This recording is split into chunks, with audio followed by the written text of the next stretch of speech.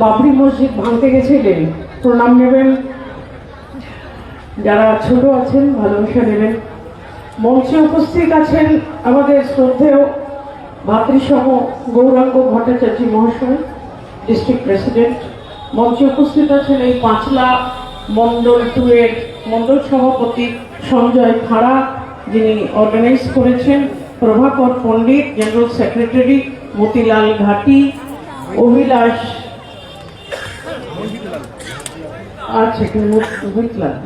মোহিতলাল ঘাটি vice president, অভিলাষ Ghosh vice president, Tuhin কর secretary, Pramod Singh secretary, Dwijen অধিকারী বিশিষ্ট নেতা, বিকাশ ঢালি বিশিষ্ট নেতা, প্রশান্ত দাস বোধহয় কনভেনার, রঞ্জন পাল আমার আগে বললেন আমাদের পুরনো সিনিয়র লিডার, তন্ময় দে, সন্টু খাটুয়া, উত্তম পাল, পলাশ হাজরা মন্ডল প্রেসিডেন্ট। কাউকে যদি বাদ দিয়ে থাকি ক্ষমা করবেন। আপনারা সবাই যারা মঞ্চে আছেন আপনাদের নমস্কার জানাচ্ছি, শুভেচ্ছা জানাচ্ছি। আজকে আপনারা জানেন যে আমাদের অটল বিহারী বাজপেয়ীজি, যিনি আমাদের প্রাক্তন প্রধানমন্ত্রী ছিলেন, ওনার জন্মতিথি। একই সাথে আজকে বড়দিন, একই সাথে এই পাঁচলা মন্ডল 2 এটা আয়োজন করেছেন রক্তদান শিবিরের এবং কর্মী সভার। অনেক অনেক জিনিস একসঙ্গে হচ্ছে, তাই আমি একটু ছোট করে বলবো, তার কারণ আমার আরেক জায়গায় যাওয়ার কথা আছে। প্রথমে আমি একটু আমাদের প্রাক্তন প্রধানমন্ত্রী অটল বিহারী বাজপেয়ীজির কথা একটু বলি, তার কারণ ওনার স্মৃতিকে শ্রদ্ধা জানিয়ে, ওনাকে শ্রদ্ধা জানিয়ে আজকে বক্তব্য শুরু করছি। অটল বিহারী বাজপেয়ীজি এত বড় মাপের, এত বড় মনের একজন মানুষ ছিলেন যে আমি হয়তো আমার বক্তব্য দিয়ে আপনাদের হয়তো তার সম্বন্ধে পুরো কথা বলতে পারবো না। তার যে ছবিটা, যেটা ভারতবর্ষের রাজনীতিতে, ভারতবর্ষের ইতিহাসে জলজল করছে, সেটা হয়তো আপনাদের মনে পুরোপুরিভাবে আমি দিতে পারবো না এবং দাগ কাটাতে পারবো না। এই জন্য আমি সবসময় যেখানেই যাই আমি বলি যে বাড়ি ফিরে একটু ইতিহাসের পাতা ঘেটে অটলজির সম্বন্ধে একটু জানবেন, আর বাচ্চাদেরও একটু জানাবেন। এত বড় মাপের একজন নেতা যখন চলে গেলেন, এটা আমাদের অনেক বড় ক্ষতি হয়ে গেছিল ভারতবর্ষে। অটলজির জন্ম হয় আজকের দিনে 1924 সালে এবং উনি চলে যান 2018 সালের 16ই আগস্ট।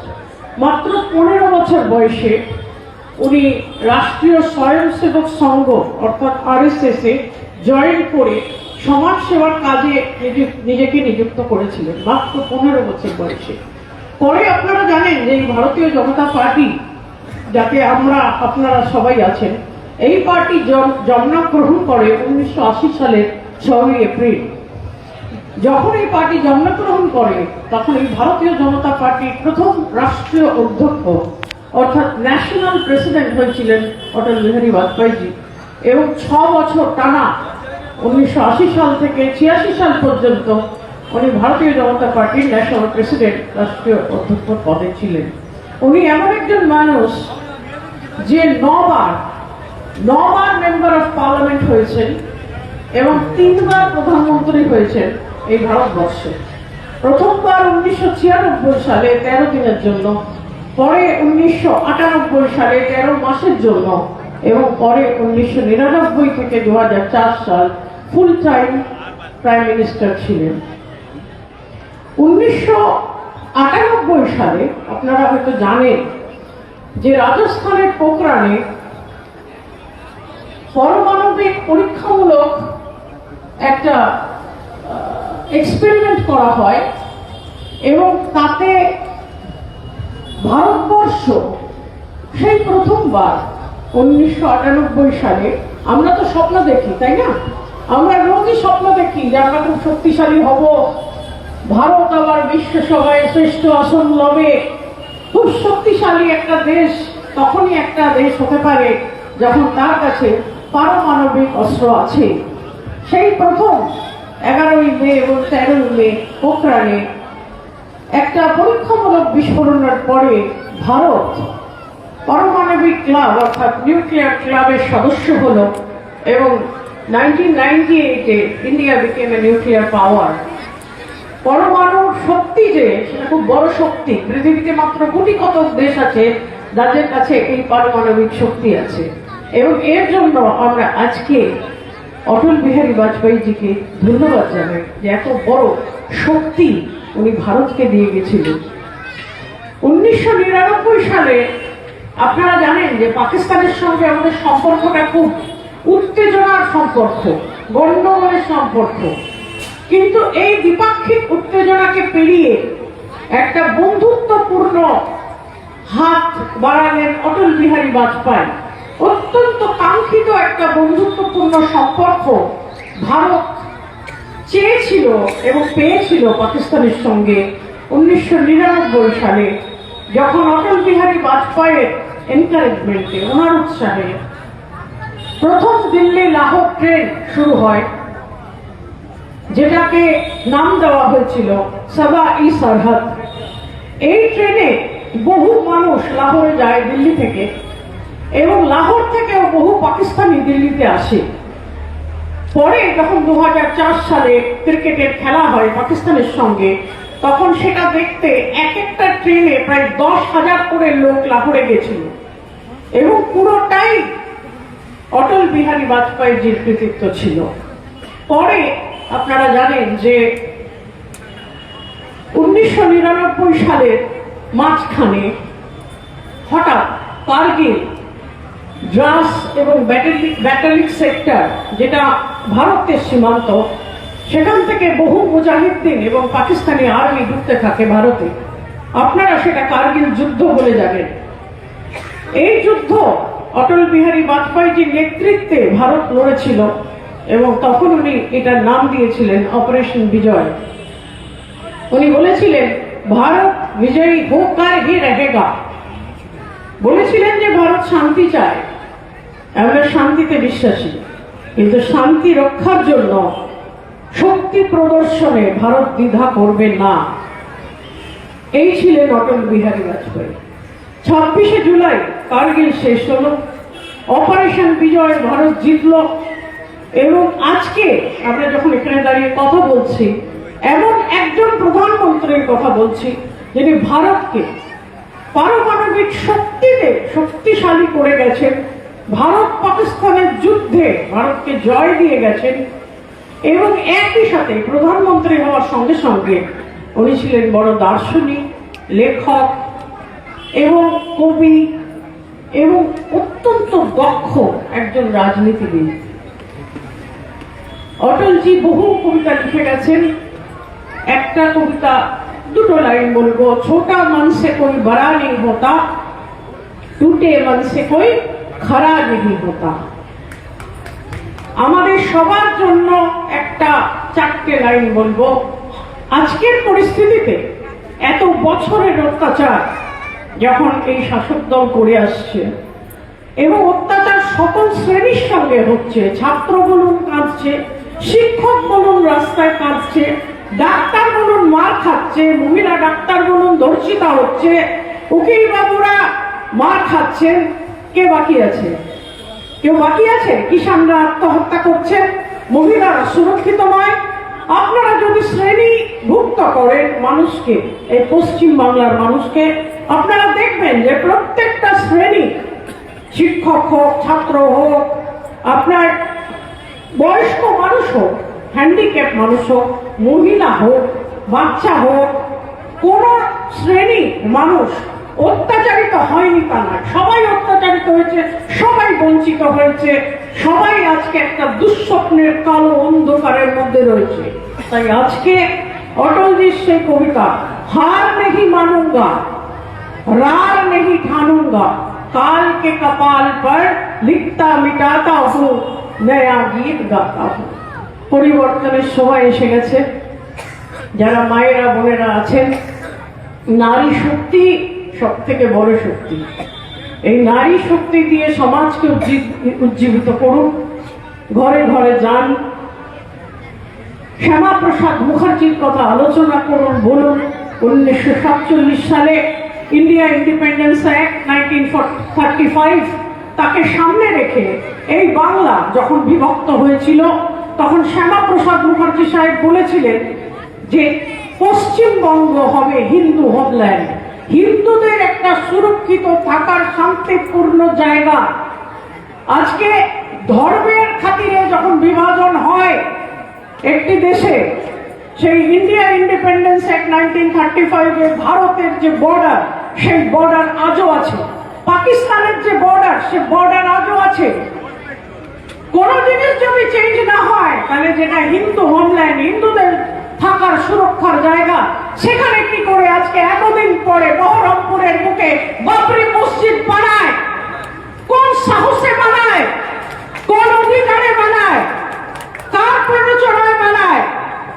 আজকে যদি পহেলগামে আক্রমণ হওয়ার পরে ভারতের প্রধানমন্ত্রী, যিনি অখণ্ড ভারতের স্বপ্ন দেখেছেন, যিনি আজকে অযোধ্যার রাষ্ট্র মন্দির তৈরি করেছেন, যিনি আজকে বালাকোটে এয়ার স্ট্রাইক করে পুলওয়ামার জবাব দিয়েছেন, যিনি আজকে পহেলগামে আক্রমণ হওয়ার পরে অপারেশন সিন্দুর করে পাকিস্তানের ভেতরে ঢুকে মেরেছেন, আমরা সেই ভারতের নাগরিক। আমরা সেই ভারত, যে ভারত পুণ্যভূমি, সাধু সন্তদের জায়গা। এই ভারতে যদি পহেলগামের আক্রমণকারীদের মারা যায়, তাহলে বাবর কি আমাদের শত্রু নয়? বাবর কি আমাদের দেশ আক্রমণ করেনি? বাবর কি এখানে লুটপাট করেনি? বাবর কি স্কুল কলেজ ভাঙেনি? বাবর কি হিন্দু মেয়েদের উপর অত্যাচার করেনি? তাহলে কোন সাহসে এই শ্যামাপ্রসাদ মুখার্জির তৈরি করা বাংলায়, যে বাংলা পুণ্যস্থল, সাধু সন্তের জায়গা, হিন্দুদের বাড়িঘর রয়েছে, এই বাংলায় কোন সাহসে, কার প্ররোচনায় এসে বাবরি মসজিদ গঠন করে এবং বাবরি মসজিদের শিলান্যাস হয়? বাংলার ঘরে ঘরে আপনারা গিয়ে আওয়াজ তুলুন যে এই বাংলা আমাদের স্বপ্নের বাংলা নয়।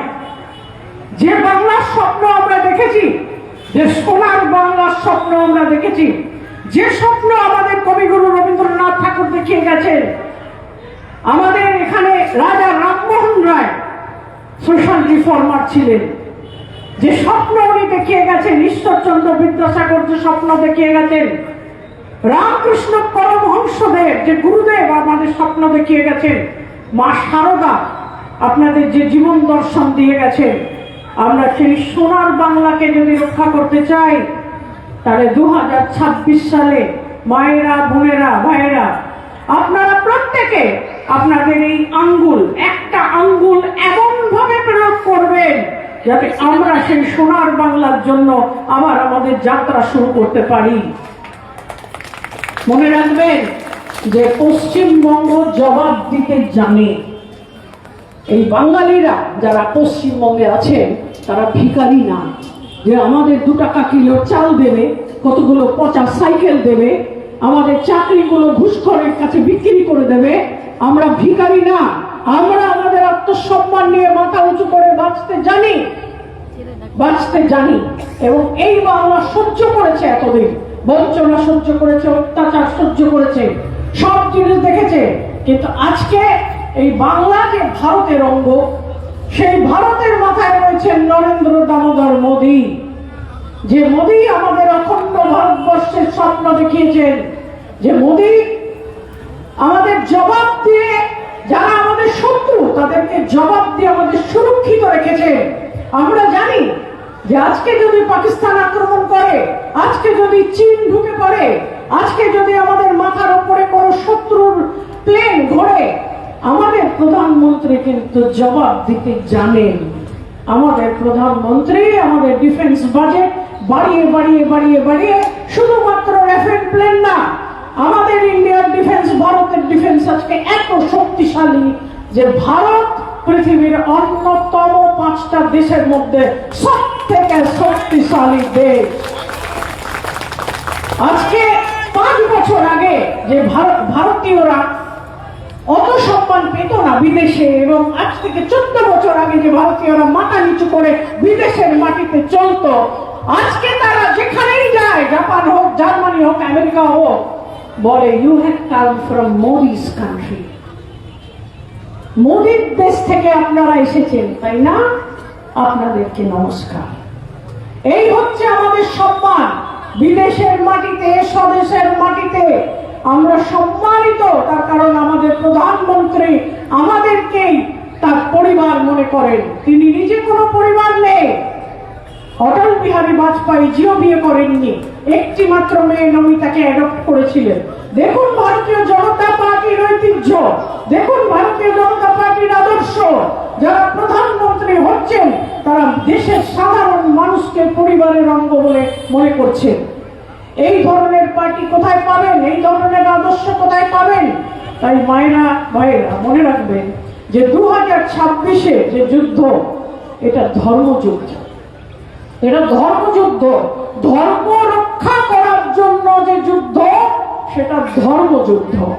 এখানে প্রত্যেকে মারা যারা বসে আছেন আপনারা সীতা, প্রত্যেকে ভাইরা যারা বসে আছেন আপনারা লক্ষণ রাম, রাম লক্ষণ, রাম লক্ষণ সীতা, আপনারা এক জায়গায় জুড়ে এই ধর্মযুদ্ধে যাতে এই শাসক দল, যে শাসক দলের লেবেল হচ্ছে বঞ্চনার দল, অত্যাচারের দল, দুর্নীতির দল, এই দলকে বাংলার বাইরে চাইলে পাকিস্তানে পাঠিয়ে বাংলায় সুশাসনের প্রতিষ্ঠা করবেন এই আশা রেখে, শুভেচ্ছা রেখে নরেন্দ্র মোদীজি যশস্বী প্রধানমন্ত্রীকে সম্মান জানিয়ে ভারতীয় জনতা পার্টির এই 5,02 নম্বর মন্ডলের কর্মশালা যেটা, এটা শেষ করার সঙ্গে সঙ্গে বলবো যে আপনারা আমার সঙ্গে বলুন, নরেন্দ্র মোদী জিন্দাবাদ, নরেন্দ্র মোদী জিন্দাবাদ, নরেন্দ্র মোদী জিন্দাবাদ, অমিত শাহ জিন্দাবাদ, অমিত শাহ জিন্দাবাদ।